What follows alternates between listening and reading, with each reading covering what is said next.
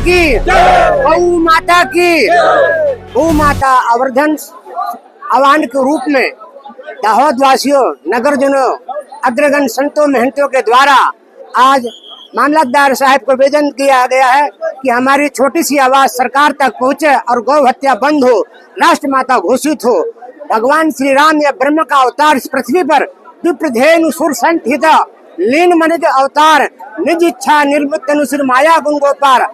गायों के चारों पैर पे अर्थ धर्म कार मोक्ष का वास है। भगवान का जब अवतार इस पृथ्वी पर हुआ है तो गायों की रक्षा के लिए, धेनु की रक्षा के लिए, संतों की रक्षा के लिए, विप्रों की रक्षा के लिए होता है।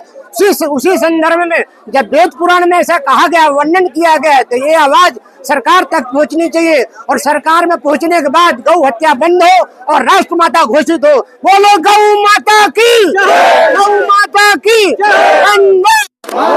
वंदे भारत माता की, भारत माता की। जय श्री राम। जय श्री सीताराम। भारत माता की जय। जय गौ माता, जय गोपाल। जैसा महाराज जी ने बताया कि गौ हमारे लिए सब कुछ है, तो गौ हमारा मान है, गौ हमारा स्वाभिमान है, गौ हमारा सम्मान है और गाय से ही हम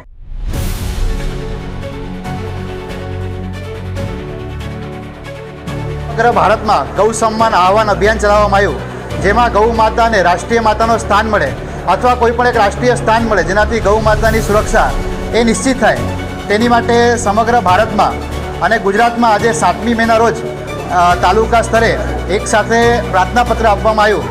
તે કાર્યક્રમના અનુરૂપ દાહોદમાં પણ આજે સમગ્ર હિન્દુ સમાજ અને સાધુ સંતોની આગેવાનીમાં પ્રાર્થનાપત્ર આપવામાં આવ્યું કે ગૌ માતાને રાષ્ટ્રીય સ્થાન મળે અને રાષ્ટ્રમાતા ઘોષિત થાય, તેની માટે આજે સંપૂર્ણ કાર્યક્રમનું આયોજન કરવામાં આવ્યું હતું। જય ગૌ માતા, જય ગૌ માતા।